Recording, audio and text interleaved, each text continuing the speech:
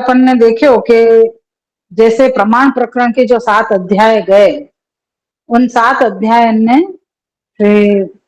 ठाकुर जी ने जो अपने भक्तन के, तामस भक्तन के जो निरोध सिद्ध कियो, वो आदि आदि भौतिक अध्यास हते, जो पूतना के रूप में आए थे और ठाकुर जी ने उनको वाको नाश करके सबन की अविद्या दूर करी। 5 प्रकार के जो अविद्या बताई है, पांच पर्व अविद्या, देहाध्यास, इंद्रियाध्यास, प्राणाध्यास, अंतःकरणाध्यास और स्वरूप विस्मृति, ये 5 प्रकार के जो अध्यास हैं, जो जीव को ठाकुर जी की तरफ पहुंचने के लिए या ठाकुर जी के पास सम्मुख में रहने के लिए, पास रहने के लिए जो प्रतिकूल है या बाधा करे हैं, ऐसे जो अध्यास हैं वो 3 प्रकार के बताए गए, आदि भौतिक, आध्यात्मिक और आदि दैविक। तो प्रमाण प्रकरण जब ये अपन ने 7 अध्याय देखे, वहां में आदि भौतिक देहाध्यास और सारे प्राणाध्यास और सब जो है वो आदि भौतिक रूप के दूर किए श्री ठाकुर जी ने, और उनको ठाकुर जी के प्रति स्नेह भयो, ये अपने दोष जो निवृत्त भय, के बाद सब ब्रजभक्तन को ठाकुर जी में स्नेह भयो। अब जो प्रमेय प्रकरण शुरू हो रहे है अपन को, जाको अपन ने प्रथम अध्याय लियो है, वहां में शुरुआत में श्री महाप्रभु जी की शायद 6 कारिका है अपन ने देखी थी कल, तो अपन ने तीसरी और चौथी कारिका में अपन चल रहे हैं। तो वहां में ये बता रहे हैं कि या प्रकरण में ठाकुर जी अब दोष निवृत्ति कर रहे हैं, पर प्रमेय बल से कर रहे हैं, एक सहजता से कर रहे हैं, मतलब आध्यात्मिक जो दोष है पंच पर्व अविद्या, उनको ठाकुर जी दूर कर रहे हैं, और दूर करके और इनकी स्नेह जो हो गया व्रज भक्तन को ठाकुर जी के प्रति, वासु विशेष आसक्ति वालों निरोध सिद्ध कर रहे हैं। यहाँ मूल बात में ये समझना है कि ठाकुर जी सब व्रजभक्तन को निरोध सिद्ध करके और अपने लायक बना रहे हैं या अपने अनुकूल बना रहे हैं, या ऐसे पात्र बना रहे हैं जो ठाकुर जी को सुख दे सके, ठाकुर जी के खेल में हर प्रकार से उनके लिए अनुकूल हों, ऐसे प्रकार के जीव बना रहे हैं यहाँ पे। तो सबसे पहले आपने आदि भौतिक अविद्या दूर करी और ठाकुर जी में स्नेह कराए, ओके। निरोध 4 प्रकार के बताए, निरोध कितने प्रकार के बताए? 4 प्रकार के। वहां में पहलो निरोध है स्नेह रूप, स्नेह रूप निरोध है, दूसरो है आसक्ति रूप निरोध, तीसरो है व्यसन रूप निरोध, और चौथो है फल रूप निरोध। जैसे तामस प्रकरण के 4 अवान्तर प्रकरण हैं, तामस प्रकरण में 4 अवान्तर प्रकरण है, वहां में एक एक अवान्तर प्रकरण में 7-7 अध्याय हैं। तो वह प्रकार से ठाकुर जी ने 7 प्रकार की लीलाएं करके और अपने निज भक्तन को उनके जो अध्यास हैं, जैसे 5 अध्यास भय, तो 5 अध्याय वह प्रकार के आ गए। थोड़ा सा सुनने में ऐसा क्लिष्ट लगेगा, लेकिन थोड़ा सा ध्यान देके समझेंगे तो समझ में आ जाएगी। पंच पर्वा अविद्या, अविद्या कितनी बताई? 5 प्रकार की है। फिर से अपन गिनती करेंगे, 5 प्रकार में कौन कौन से? देहाध्यास, इंद्रियाध्यास, प्राणाध्यास, अंतःकरणाध्यास और स्वरूप विस्मृति, ये 5 प्रकार के अविद्या हैं। तो इनमें एक एक अध्याय ले लेवे के 5 अध्याय, 5 अध्याय सु ठाकुर जी ने एक एक अध्याय में एक एक अध्यास दूर करें। अध्याय और अध्यास 2 बात अलग अलग आ रही है, दोनों में एक ही चीज में मत चलियो। अध्याय मतलब एक एक प्रकार, एक प्रकरण बता दियो हमें। अध्याय को मतलब है कि इतनो सारो प्रकार जो बताए, एक धेनुकासुर को वध, तो वाको पूरा प्रसंग एक अध्याय के अंदर आएगा। जैसे पूतना को वध बतायो, तो पूतना को वध एक ही अध्याय में आ गयो, वो 7 अध्याय में पूतना वध नहीं आयो, एक अध्याय पूरा पूतना वध को है, तो वो एक अध्याय अलग से बता दियो। तो ऐसे प्रकार से 5 प्रकार के अध्यास हैं, अविद्या हैं, वाके लिए एक एक अविद्या के लिए एक एक अध्याय दियो है।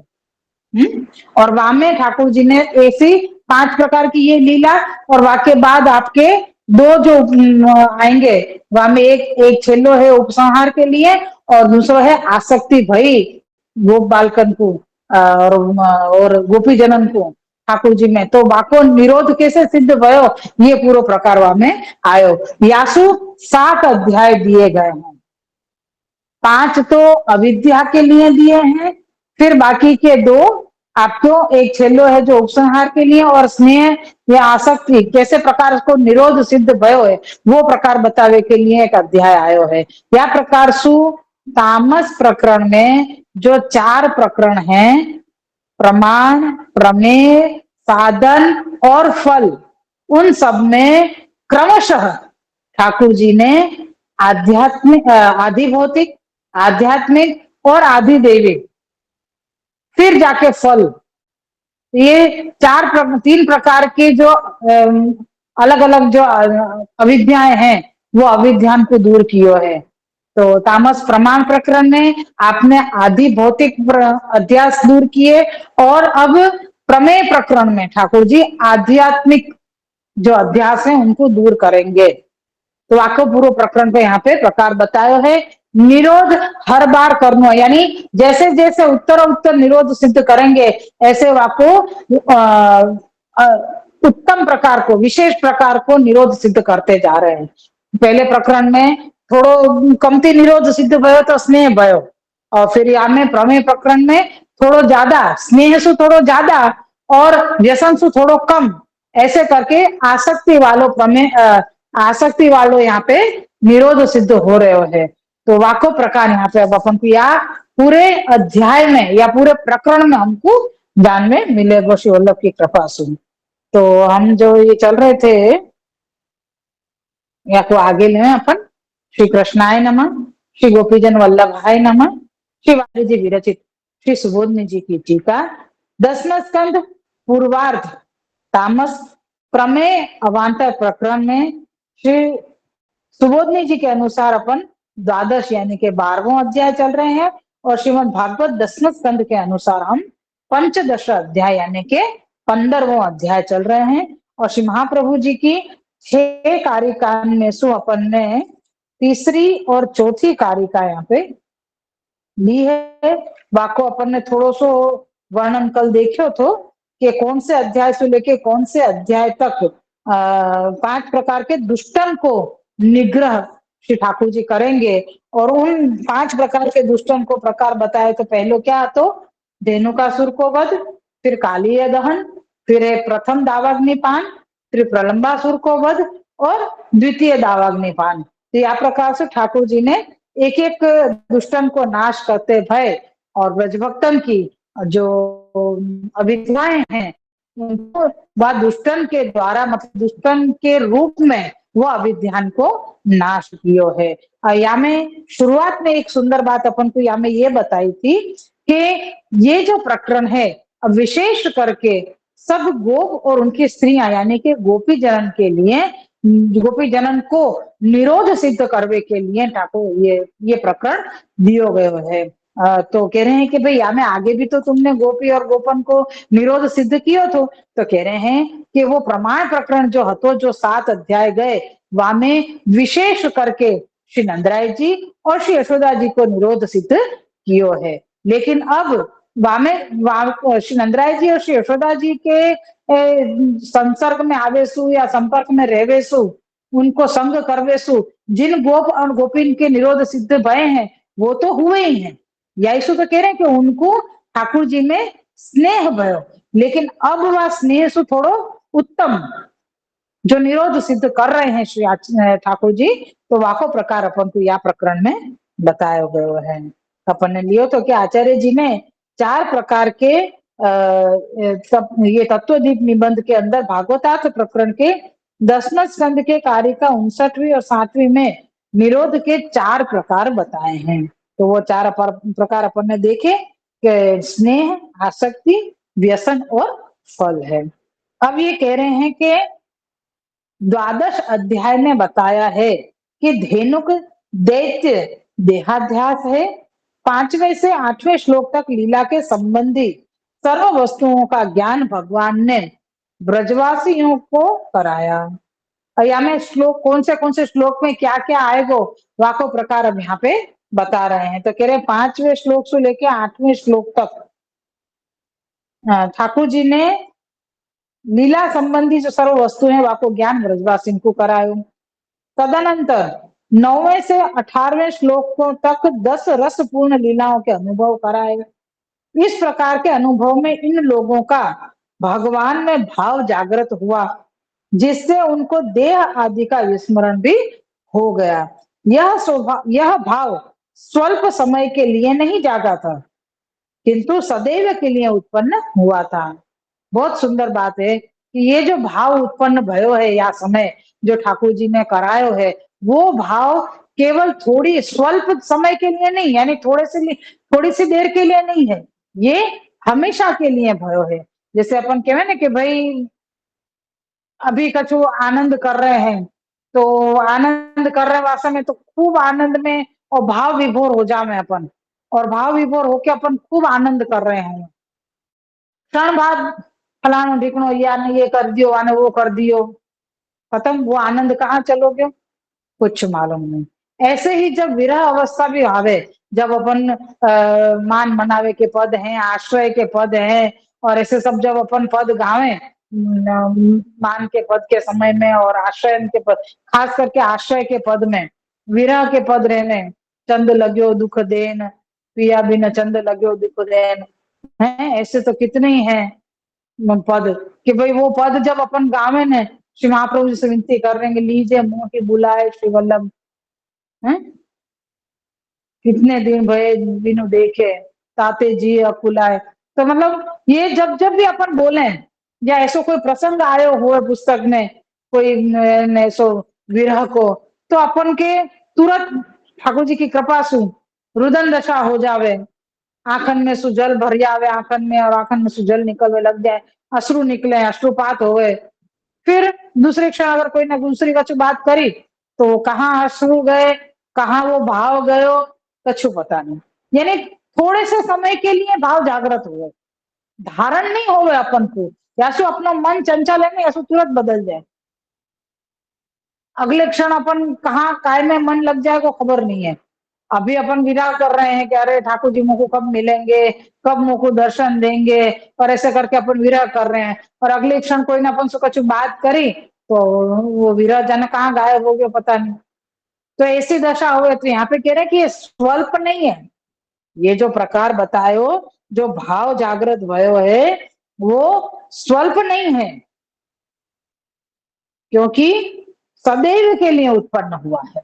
ये जो भाव उत्पन्न भयो है वो सदैव के लिए, वह कभी भी कम ना हो, इसलिए भगवान ने 10 विध रस वाली लीला रूप धेनुक अध्यास को पहले नष्ट किया।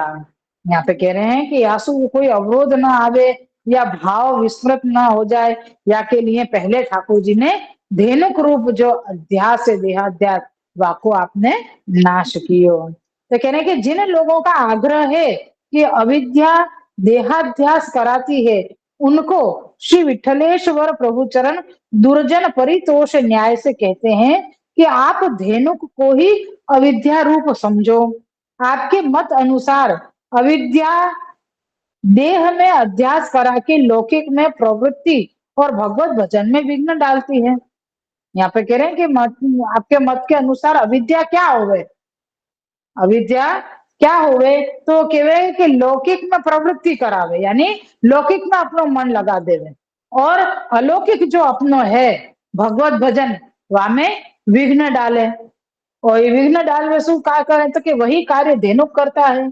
जैसे गोप वन में जाकर भगवत भजन करना चाहते थे, उस समय धेनुक उसमें विघ्न करता था। अतः धेनुक देहाध्यास रूप है, यह निश्चित सिद्धांत है। बहुत सुंदर और गजब की बात बताई है कि अब अपन को ये समझना हो कि अपने आसपास अगर जो भी हमारे भगवत भजन में बाधा डाल रहे हो है, भगवत भजन में अपन ठाकुर जी के गुणगान कर रहे हैं या ठाकुर जी को ने सेवा में अपन है, टहल में है, कोई सामग्री कर रहे हैं या कछु में भी अगर वहां पे कोई ऐसा विघ्न आ गयो तो मतलब समझ लो अपने देहाध्यास अपन को नड़ रहे है। तो वो देखो कि अपन को कौन सी चीज आके नड़ रही है तो वह चीज को दूर करने को प्रयत्न अपन को करना चाहिए। तो यहाँ पे वो देहाध्यास को रूप धेनुक को रूप बतायो। क्यों? क्योंकि जब भी गोपजन गोप ग्वाल सब वन में आते और भगवत भजन करने की इच्छा करते तो इच्छा पूरी नहीं होती। क्यों नहीं होती? क्योंकि धेनुकासुर जो है वो आके वहां पे विघ्न डालते उसको। तो ये चीज यहाँ पे बताई है और कह रहे हैं कि अतः धेनुक देहाध्यास स्वरूप है यह निश्चित मानना, निश्चित सिद्धांत है। यहाँ पे अपनी तीसरी और चौथी कारिका पूरी भई है, पांचवी कारिका ले रहे हैं अपन। तद्वधो ज्ञान पूर्व ही फलावधि निरूप्यते कालीय इंद्रियाण्याहुर विषया तद्विषम मतम। कारिकार्थ है ज्ञान पूर्वक फल की प्राप्ति होने तक उस धेनुक के वध का निरूपण किया गया है। कह रहे हैं कि ज्ञान पूर्वक फल की प्राप्ति, जब तक ज्ञान रूप से ज्ञान पूर्वक फल की प्राप्ति गोप बालकन को नहीं भई तब तक धेनुका वध को निरूपण कियो गयो है। यानी यहाँ पे अगर ठाकुर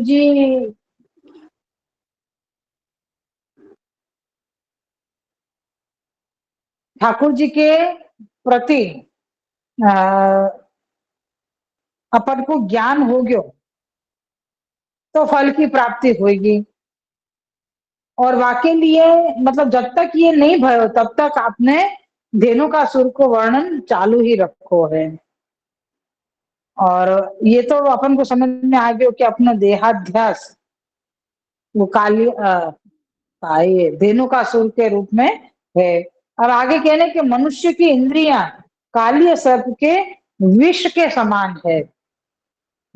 वो कैसे? तो व्याख्यात आपको बता रहे हैं कि जब तक ज्ञान पूर्वक फल की प्राप्ति हुई तब तक धेनुक के वध का निरूपण होने से सिद्ध है कि धेनुक देहाध्यास था। जैसे तत्व ज्ञान से देहाध्यास का नाश होता है, यह तत्व ज्ञान होने से उस रस के विशेष पान करने की तीव्र इच्छा हुई। नहीं, एक मिनट हो, एक लीटी पूरी छूट गई बीच में, फिर से जरा देखें। जैसे तत्व ज्ञान से देहाध्यास का नाश होता है, अपन को कोई चीज को ज्ञान नहीं है, कोई अपन को ज्ञान करा रहो है तो क्या होगा कि जो चीज या जो गलत काम अपने मन में चल रहे थे या गलत काम अपन से हो रहे हो तो वो ज्ञान होने के बाद वो अपन गलत काम नहीं करें या बंद कर दें या छूट जाए अपने आप। तो ऐसो क्रम होवे है। तो यहाँ पे कह रहे हैं कि जैसे तत्व ज्ञान होता हो जावे जीव को तो आपको देहाध्यास तुरंत छूट जावे। यह तत्व ज्ञान तब होता है जब आत्मा में पूर्ण प्रेम उत्पन्न होता है। जब अपन को तत्व ज्ञान तब कब पैदा हुए? जब अपने हृदय में प्रेम पैदा हुए है। क्यों? क्योंकि तत्व ज्ञान भी तभी हुए जब अपने हृदय में प्रेम हुए। अगर प्रेम या स्नेह नहीं है तो ठाकुर जी भी वहां पे नहीं विराजे हैं। फिर यहाँ पे बतायो कि वैसे ही गोपों को भगवान की लीला रस का अनुभव होने से उस रस के विशेष पान करने की तीव्र इच्छा हुई, जिससे उन्होंने धेनुक के वन में भगवान की भक्ति करने के लिए वहां जाने की भगवान को प्रार्थना की। वहां जाकर विशेष रस का अनुभव किया, जिससे तत्व ज्ञान की तरह यहाँ भी गोपों का देहाध्यास नष्ट हो गया, अर्थात धेनुक का नाश हुआ। ये सर्व वृक्षादि पदार्थ लीला संबंधी हैं और लीला 10 रसों वाली है। इसका अनुभव और इस प्रकार का ज्ञान गोपों को हुआ, तदनंतर धेनुक का देहाध्यास का नाश हुआ। यहाँ पे हम कह रहे हैं कि जब सब बालकन ने देखो कि या प्रकार सु ठाकुर जी ने धेनुकासुर को मतलब वध कर दियो तो धेनुक यानी देहाध्यास छूट गयो ने सबन को। तो कह रहे हैं कि यासु ये ज्ञान होवे के बाद गोपन को जब ये ज्ञान हो गयो कि ये हमारे अंदर को अपराध है और वो धेनुकासुर के रूप में नाश कियो जा रहे है, तो उनने सहर्ष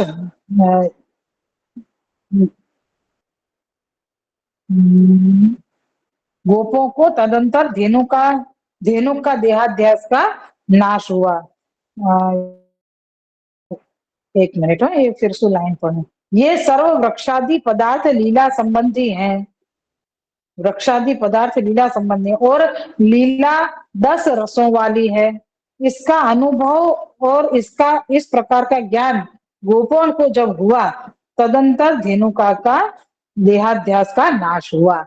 यानी जब सब प्रकार को ज्ञान जब गोपी ग्वालन को भयो, तब जाके ये देहाध्यास रूपी जो धेनुक है वाको नाश हुआ। आगे कह रहे हैं कि धेनुक यानी देहाध्यास के नाश से जो उत्तम फल प्राप्त होता है वह गोपों को भी प्राप्त हुआ। जैसे कि धेनुक के मरने पर वे निर्भय हुए और निडर होकर वन के फल खाने लगे। देहाध्यास नष्ट होते ही विषयुक्त यमुना जल पान करने से प्राण त्याग किया। तब भगवान ने अपने अमृतमय दृष्टि की वर्षा से उनको जीवन दान देकर अलौकिक देह की प्राप्ति करा दी। अब ये दो दो दैत्य एक साथ हो गए ब्याह में, या में मतलब वर्णन करते गए। अभी तो कारिका चल रही है, ये कारिका अपनी 5वीं यहाँ पे पूरी हुई है। यहाँ पे हम कह रहे हैं कि जैसे उत्तम फल को कौन को कही कि धेनु का अध्यास देहाध्यास जैसे छूट गयो, देहाध्यास छूट हुए के बाद में खूब मैंने फल खाए सबन ने, धेनु का सूर को मार दियो, बाकी बाद सब ग्वाल वालन ने फल खाए, और फल खाए अब खान पान कियो तो प्यास तो लगेगी, तो जल पीवे के लिए जैसे यमुना जल में जल लियो और सबन ने पीते ही सबन की मृत्यु हो गई, मतलब सब प्राण निकल गए, सबन के प्राण त्याग कर दिए।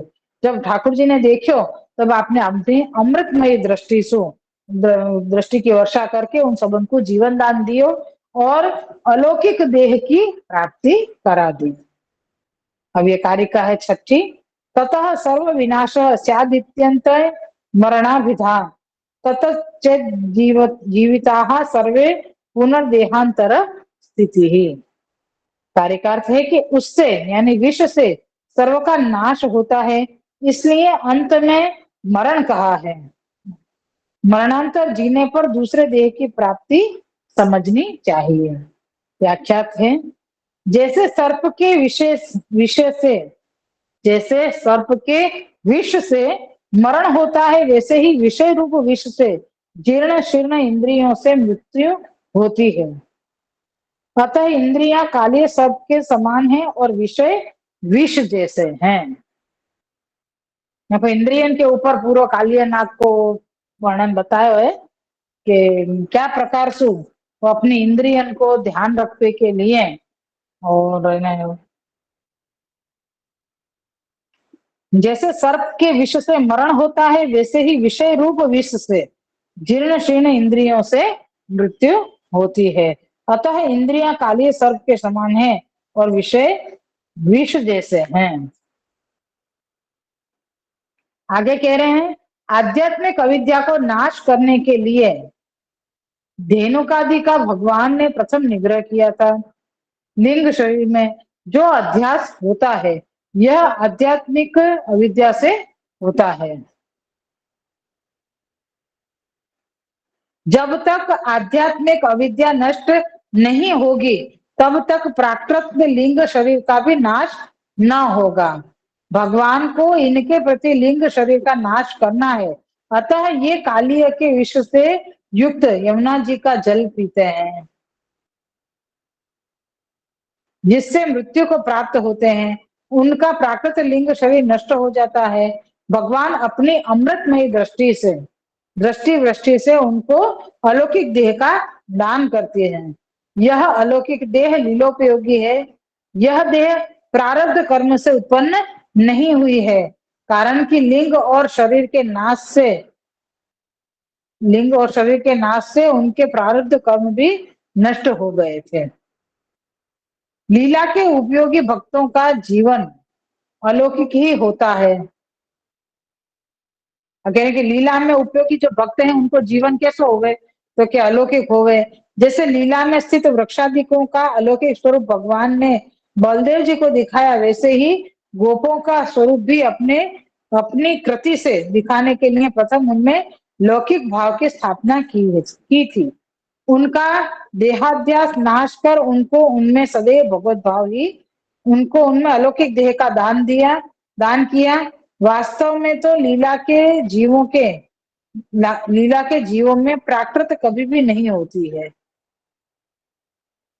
उनमें सदैव भगवत भाव ही बना रहता है। यहाँ पे बता रहे हैं कि बलदेव जी को जैसे उनने वृक्षादिक आदि के अंदर जो सारे स्वरूप हैं उनके दर्शन कराए थे, ऐसे ही यहाँ पे गोपन को स्वरूप और अपनी कृति के दिखावे के लिए प्रथम उनमें लौकिक भाव की स्थापना करते हैं।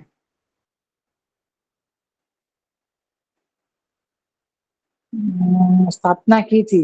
उनका देहाध्यास नाश कर उनको अलौकिक देह का दान किया।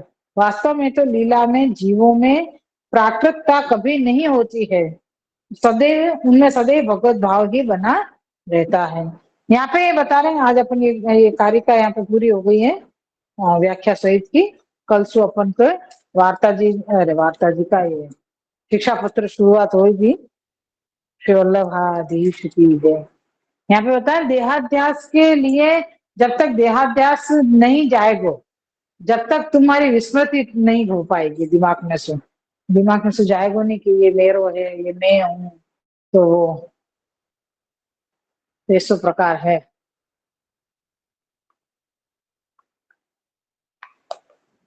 समझ में आई थोड़ो थोड़ो, तो वो भी नहीं आया आए क्या क्या ઉપરથી જ ગયો છે थोड़ा ऊपर सु गयो है, क्योंकि ये एक दो तीन बार अपन वाचन करेंगे ना, मनन करेंगे, तब आपको स्मरण में आएगा। क्योंकि बार बार देहाध्यास अविद्या ये सब कुछ आ रहे हो ना, तो यूं हुए कि ये बार बार एक ही एक शब्द, मतलब एक ही बात बार बार क्यों रिपीट आ रही है, लेकिन ये एक ही एक चीज नहीं आ रही है, या में अलग अलग अपन को समझाया जा रहा है। और ये 2-3 बार वाचन करेंगे श्री वल्लभ की कृपा से, तब जाके थोड़ा समझ में आएगा। कहने का मतलब है कि जब तक जीव के देहाध्यास पूरा नहीं होवे, तब तक वो इंद्रियाध्यास की प्राधान्यता नहीं आवे। मतलब ये अविद्या ही है, या को दूर करना जरूरी है। और ये ये क्रम अब मतलब आसक्ति बढ़ावे वालो ठाकुर जी में आसक्ति रूपी निरोध सिद्ध करवे वालो है, या ये चीज को तो ध्यान रखना पड़तो जरूरी है। श्री वल्लभाधीश की जय। वो इंदौर वाली कल मैंने सुबोधनी कारिका जी है ना 314 बार, हाँ तो आपको दंडवत करके बाद शुरुआत तो करी, लेकिन कभी पक्की ना पड़ी है। कार्य का अर्थ बिना तो कच्छु समझ में नहीं आएगी, अर्थ हाँ देखो ना तो ही समझ में आएगी। फिर भी मतलब दो पुस्तक सामने रखे न, तो फिर भी समझ में आवे। बिल्कुल यो अपन कहने के हमने पढ़ ली और समझ में आ जाए, तो ये तो नहीं हो सके, नहीं आ सके, क्योंकि वल्लभ की कृपा सु बड़े के आशीर्वाद से ही समझ में आ सके।